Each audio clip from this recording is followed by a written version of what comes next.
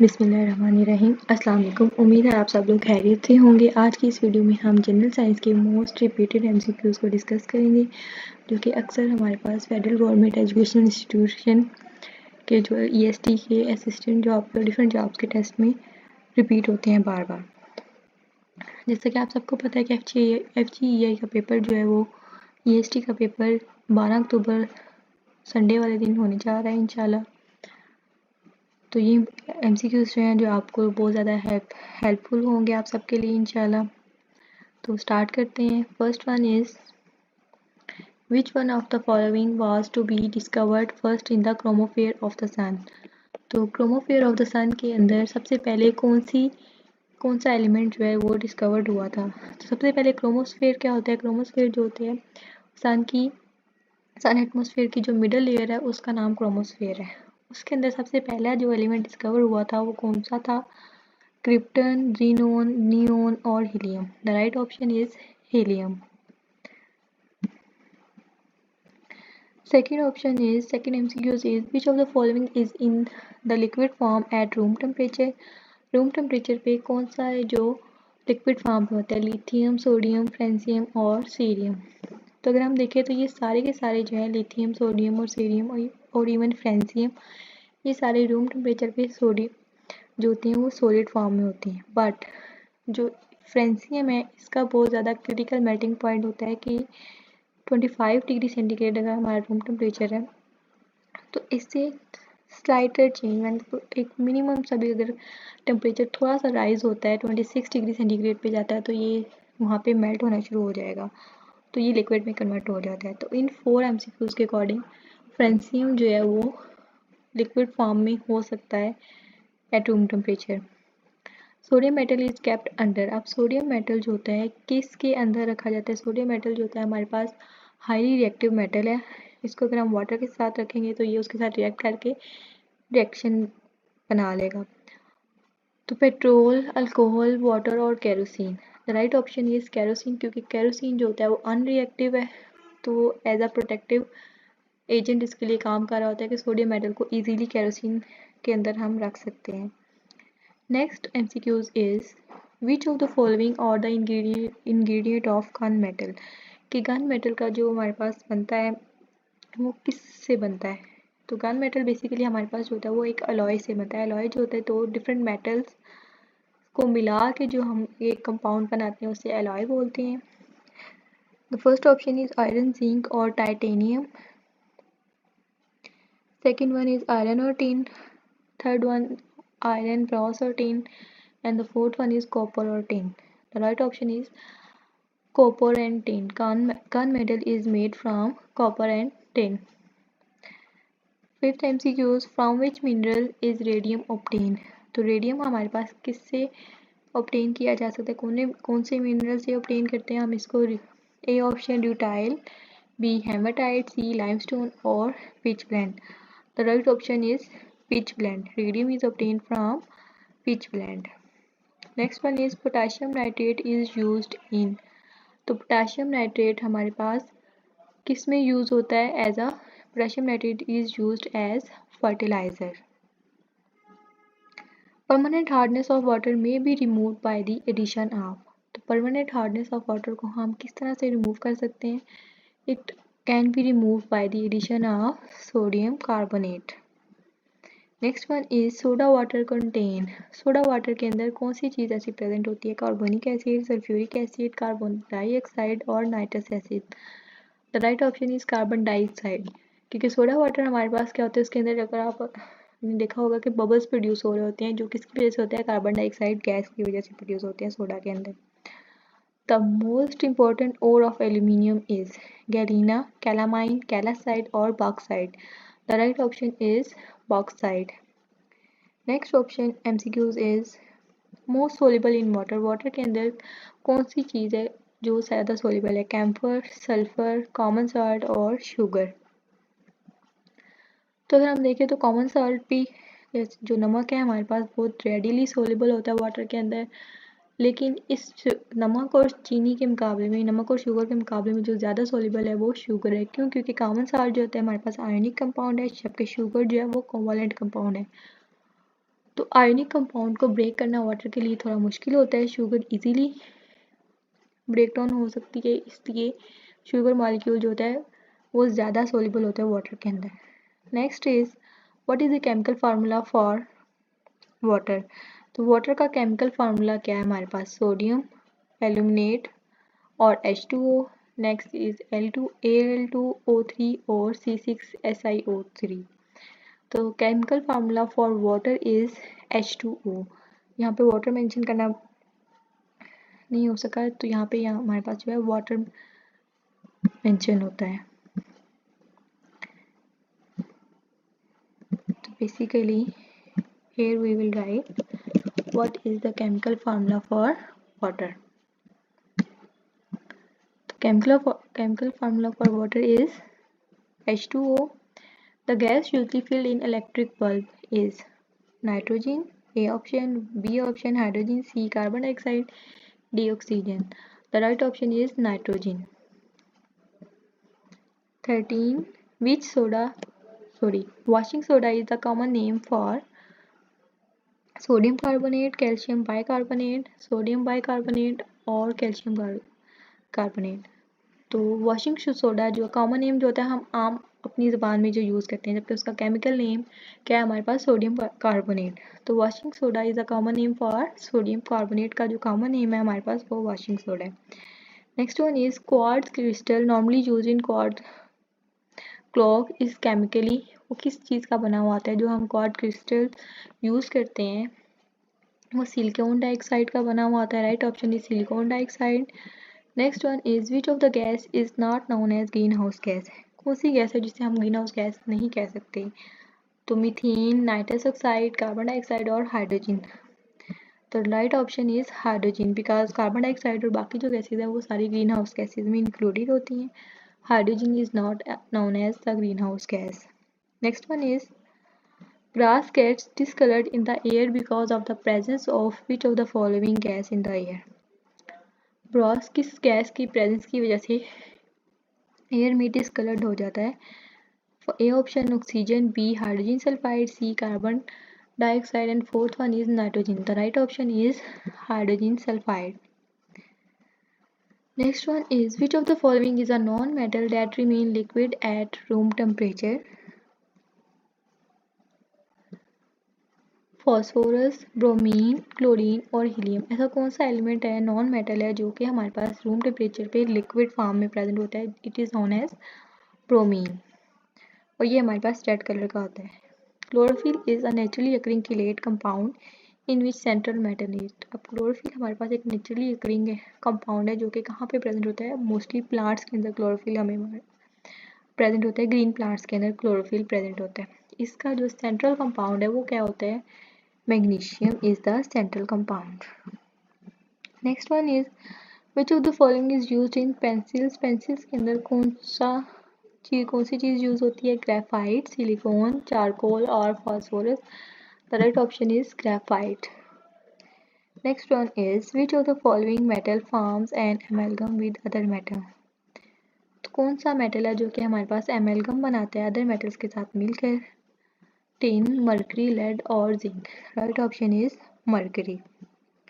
Next ये भी हम पहले भी ऑलरेडी पढ़ चुके हैं, ब्रोमीन, जैसे कि हम पहले भी डिस्कस कर चुके हैं कि ये बहुत रिपीटेड एमसीक्यूज हैं जो कि बार बार डिफरेंट फॉर्म में आ सकते हैं, तो इनको लाजमी देखिएगा, पूरी वीडियो को डिटेल से आप लोग देखिएगा, इंशाल्लाह ये आपके लिए हेल्पफुल होगी। Bromine is a black solid, red liquid, colourless gas और highly inflammable gas.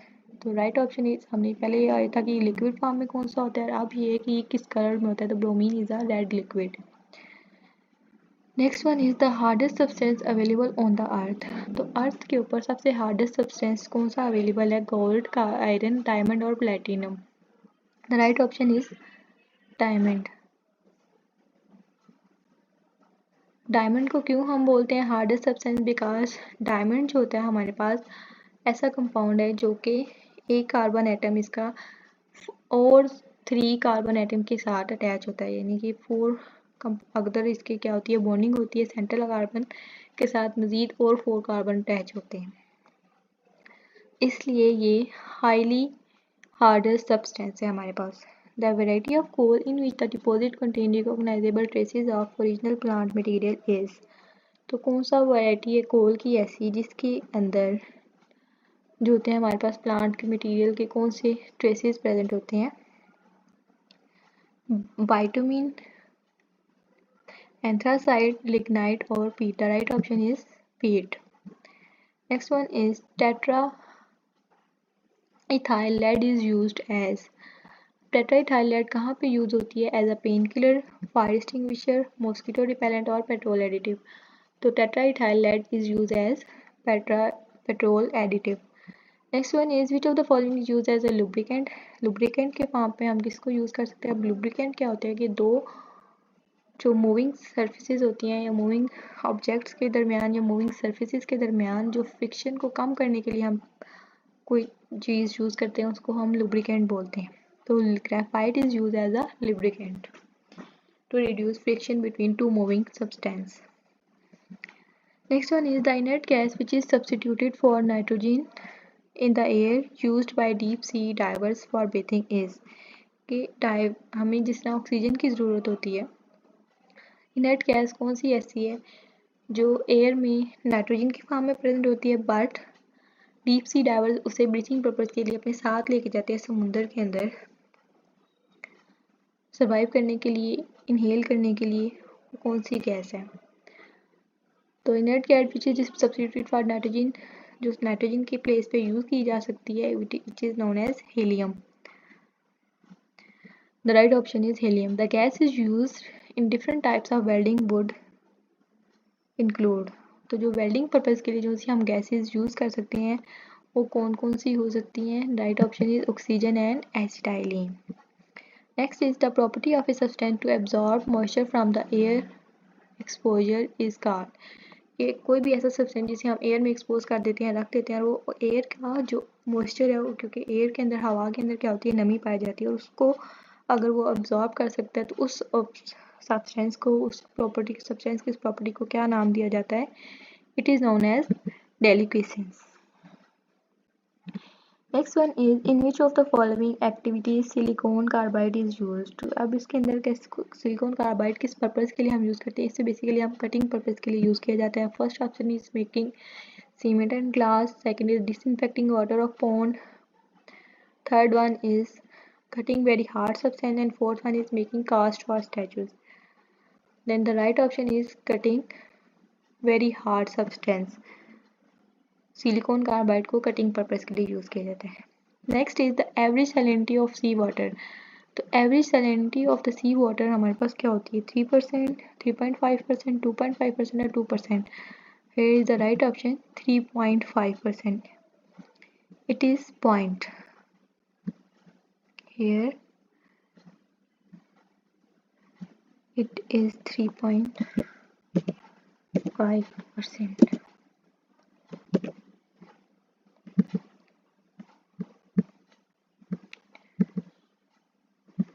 Okay, next one is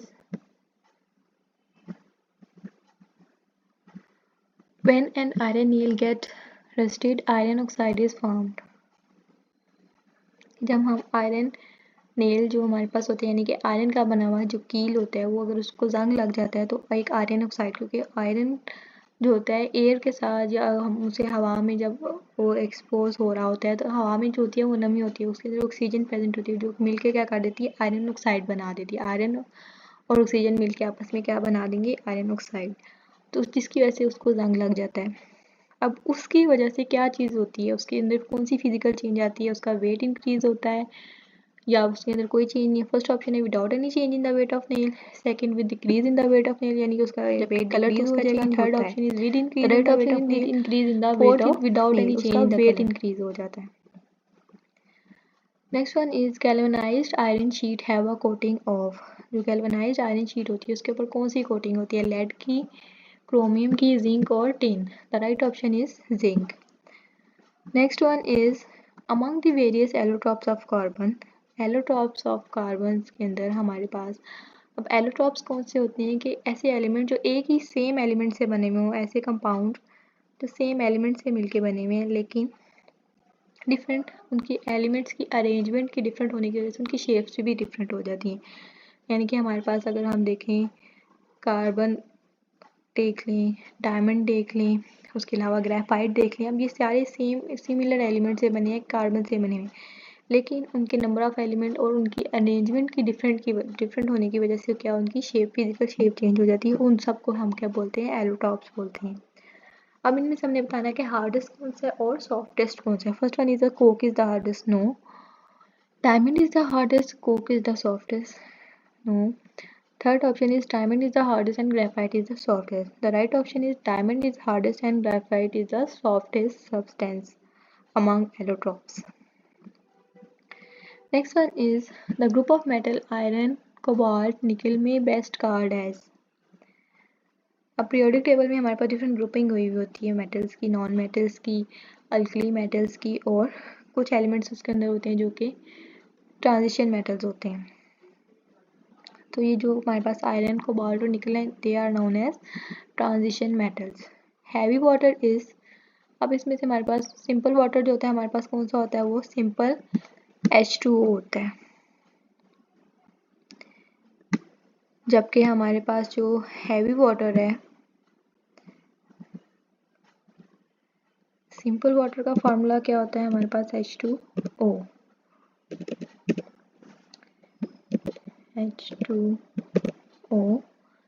जबकि हमारे पास जो हैवी वाटर है उसका फार्मूला होता है D2O, deuterium oxide.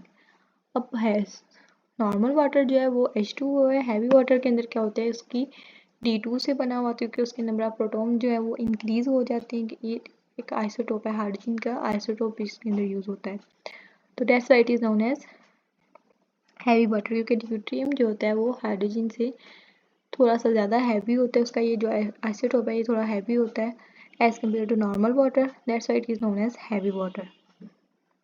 Next one is the chemical ethyl mercaptan added to the otherwise odorless LPG, liquid petroleum gas, cooking gas for imparting a detectable smell to the gas is a compound of, कि जो हमारे पास जो LPG होती है उसकी एक different gas की smell होती है जो हम इजीली डिटेक्ट कर सकते हैं, जो हमारे लिए हेल्पफुल होती है कि अगर खुदा ना खास्ता कहीं पे गैस की लीकेज हो रही है तो इससे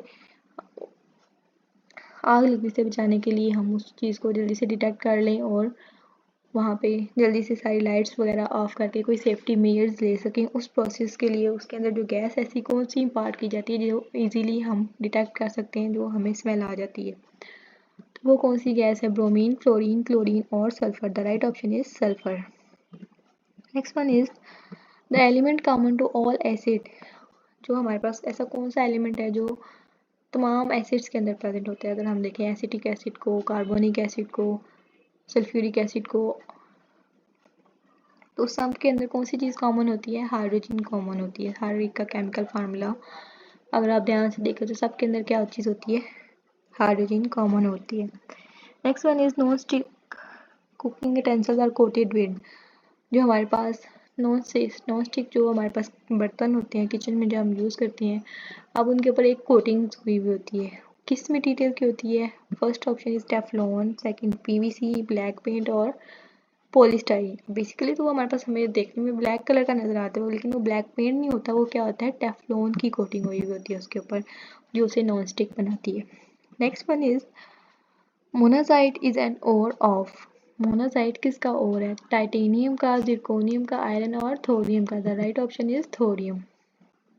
next one is carbon, diamond and graphite are together called, तो ये हम जैसे पहले भी डिस्कस कर चुके हैं, तो ये तीनों क्या हैं, दे आर सेम एलिमेंट से मिलके बने हुए हैं, बट क्या डिफरेंट अरेंजमेंट की वजह से उन सबके क्या है, नाम डिफरेंट है, फिजिकल चेंजेस की उसके अंदर आ जाती है, तो हम सब प्रोसेस को क्या बोलते हैं, allotropes. Next one is the largest part of the human brain is, human brain के लार्जेस्ट पोर्शन कौन सा होता है। ह्यूमन ब्रेन जो होता है 3 हिस्सों में डिवाइड होता है, mid brain, hide brain and fore brain. अब उसके अंदर भी फर्दर होती हैं पार्ट्स होते हैं, इस तरह cerebellum, midbrain, cerebrum, medulla oblongata, ये सारे क्या हैं, ये ब्रेन के पार्ट्स हैं। तो उसका सबसे बड़ा पोर्शन, सबसे लार्जेस्ट पोर्शन जो होता है, पार्ट होता है, वो क्या होता है, सेरिब्रम होता है। The gas use to extinguish fire which gas, तो फायर एक्सटिंग्विशर्स में कौन सी गैस को यूज़ किया जाता है? कार्बन मोनोऑक्साइड, नियोन, नाइट्रोजन और कार्बन डाइऑक्साइड। तो उसके अंदर फायर एक्सटिंग्विशर में आग बुझाने के लिए जो हम यूज़ करते हैं गैस, वो कौन सी यूज़ होती है? कार्बन डाइऑक्साइड गैस यूज़ होती है, क्योंकि ये एज अ ब्लैंकेट का काम कर रही होती है। क्या करती है? ऑक्सीजन की सप्लाई को कट ऑफ कर देती है। अक्सर आपने देखा होगा हवा में कि आग ज़्यादा जल्दी से फैलती है, क्योंकि उसके अंदर एयर में हमारे पास क्या होती है? ऑक्सीजन प्रेजेंट होती है। तो कार्बन फायर एक्सटिंग्विशर में कार्बन डाइऑक्साइड गैस प्रेजेंट होती है, जो एक ब्लैंकेट का काम कर रही होती है। उसका क्या करती है? वो ऑक्सीजन की सप्लाई के साथ उसका कनेक्शन कट ऑफ कर देती है एयर में। तो जिसकी वजह से वो क्या होती है? फायर रुक जाती है, आग जो होती है वो बंद हो जाती है। Next one is which of the following is not a chemical change. अब हमारे पास दो तरह के चेंजेस आती है, केमिकल चेंज और फिजिकल चेंज। फिजिकल चेंज का मतलब होता है कि फिजिकल अपीयरेंस चेंज होगी, किसी भी चीज़ को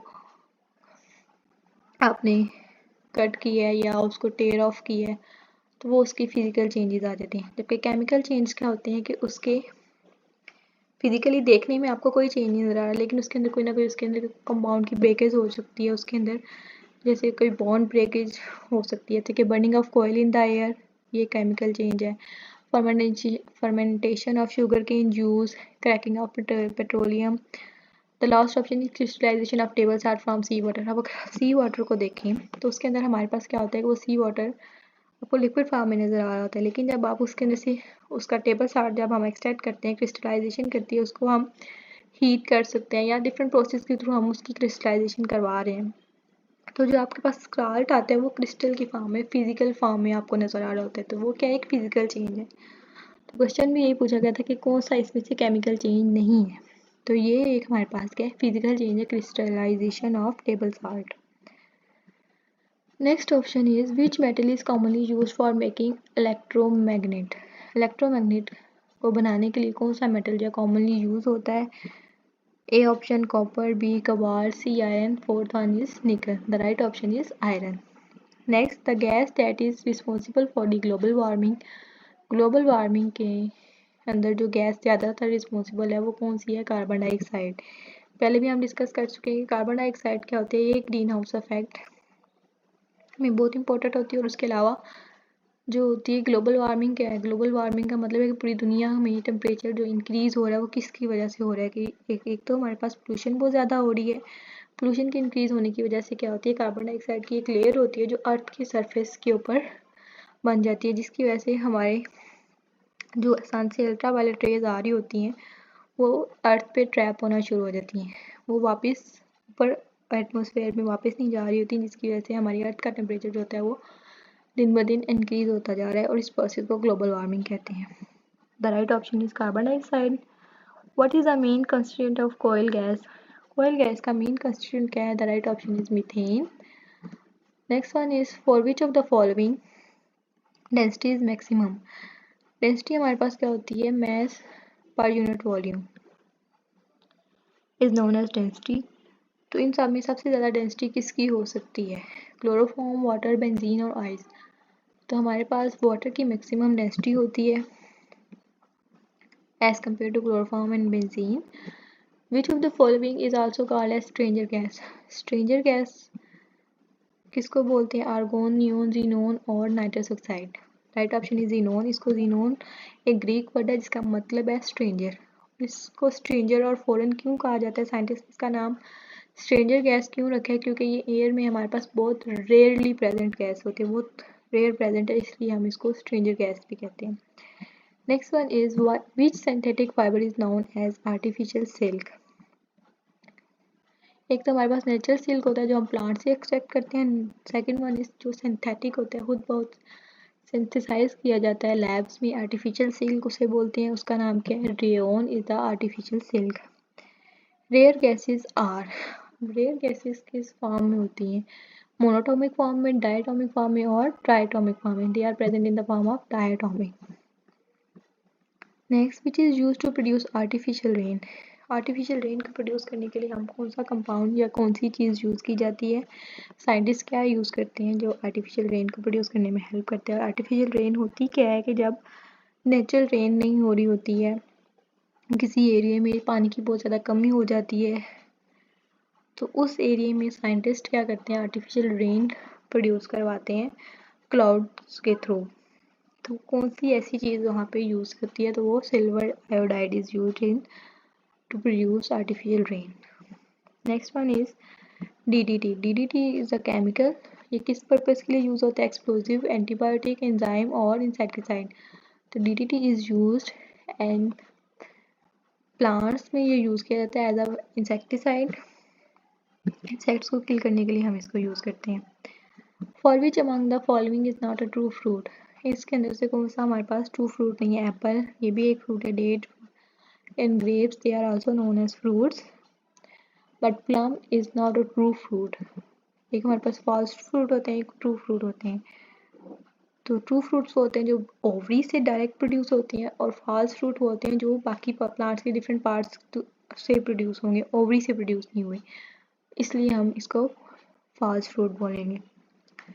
next one is the compound use in anti malarial drugs is. Anti malarial drugs का मतलब है कि मलेरियल पेशेंट को ट्रीट करने के लिए या मलेरिया से प्रिवेंट करने के लिए या उसको ट्रीटमेंट के लिए जो हम यूज़ करते हैं मेडिसिन, वो कौन सी होगी।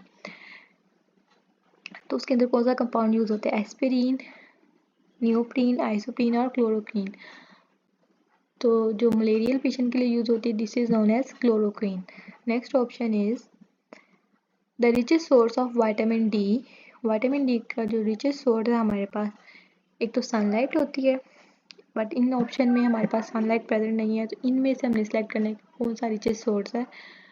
Code liver oil, spinach, milk, cheese. The right option is cod liver oil. Next one is which of the following test help in the diagnosis of cancer. Cancer की डायग्नोसिस में हमारे पास कौन सा है टेस्ट है जो हेल्पफुल होता है, this is known as biopsy test. Which of the following is an enzyme ग्लूको। अब इनमें से एंजाइम क्या होते हैं, एंजाइम हमारे पास वो होते हैं जो किसी केमिकल रिएक्शन को स्पीड अप करने में यूज होते हैं, this is known as trypsin. Which vitamin is provided by sunlight to the body. पहले भी हम पढ़ चुके हैं कि हमारे पास कौन सा वाइटामिन है जो हमें सनलाइट के थ्रू मिलता है, which is known as vitamin D. Foot and mouth disease is found in which animal? Cats and dog, cattle, poultry or humans? They are found in cattle. Next one is which of the following is a vitamin. अब इसके अंदर हमारे पास कौन सा vitamin है, नाम से तो हमें सारे एसिड लग रहे हैं, citric acid, folic acid, glutamic acid, linoleic acid, but folic acid is a vitamin. ये बेसिकली वुमेन्स यूज करती हैं folic acid vitamin, as a vitamin के तौर पे इनको यूज किया जाता है। Next one is which of the following disease is not cause by viruses. ऐसी कौन सी डिजीज है जो वायरसेस से नहीं काज होती, लाइक वायरल नहीं है। जैसे चिकन पॉक्स है, ये भी वायरस से काज होती है, हेपेटाइटिस भी, मीजल भी, ये सारे क्या है, ये वायरस काज करते हैं, जबकि वायरस की वजह से ये डिजीजेस काज होती है, जबकि कोलेरा जो है हमारे पास ये वायरल डिजीज नहीं है। Next one is which of the following is not an enzyme. इसमें से कौन सा ऐसा है जो कि एंजाइम नहीं है हमारे पास, अमाइलेज, पेप्सिन, सोमेटोट्रोपिन और ट्रिप्सिन। तो this one is not an enzyme. Somatotropin एक हार्मोन है जो basically it is a growth hormone. Which among the following gland is present in pair in the human body. Human body के अंदर कौन सा gland है जो पेयर फॉर्म में प्रेजेंट होते हैं, यानी कि दो प्रेजेंट होंगे, और वो कौन से हो सकते हैं कि कोई ऐसा ऑर्गन जो हमारे पास पेयर में प्रेजेंट होगा, वो वाला हमारे पास उसके ऊपर जो ग्लैंड प्रेजेंट है उसको हम कह सकते हैं, जैसे कि लिवर, पेंक्रियाज, पाइनियल और एड्रीनल। लिवर हमारे पास एक सिंगल लिवर होता है ह्यूमन बॉडी के अंदर, पाइनियल भी नहीं हो सकता, पेंक्रियाज के ऊपर भी जो ग्लैंड होता है उसका नाम वो नहीं होता है। तो हमारे पास जो पेयर फॉर्म में प्रेजेंट होगा वो एड्रीनल ग्लैंड है। ह्यूमन बॉडी के अंदर दो किडनीज होती हैं और दोनों किडनीज के ऊपर ग्लैंड प्रेजेंट होते हैं, which is known as adrenal. तो the gland which is found in the pair form in the human body, it is known as adrenal gland. Next one is which of the following is a pigment? Albumin, elastin, keratin or melanin. So melanin is a dark pigment which give dark color to the skin. Next, cell or tissue death within a living body is called as necrosis. Next one is a nuclear reactor is a device जो use होती है to carry out control nuclear reaction को control करने के लिए nuclear reactor use होता है। Where GM counter is a device it is use to detect nuclear radiation, nuclear reactor device जो होती है वो न्यूक्लियर रिएक्शन को कंट्रोल करने के लिए होती है, जबकि जीएम काउंटर वो न्यूक्लियर रेडिएशन, जो न्यूक्लियर रेडिएशन इवेंट हो रही होती हैं उनको डिटेक्ट करने के लिए यूज़ किया जाता है। A body can escape the gravitational pull of the earth if it is thrown up with a velocity of 7 mile पर सेकेंड की वेलोसिटी से अगर इसको थ्रो किया जाए बॉडी को तो वो एक ग्रेविटेशनल पुल से एस्केप कर सकती है। Night vision is possible with the help of, अब नाइट विजन कब पॉसिबल होता है, it is possible with the help of infrared rays. Myopia is a defect of human eye. It can be corrected by using a lens called concave lens.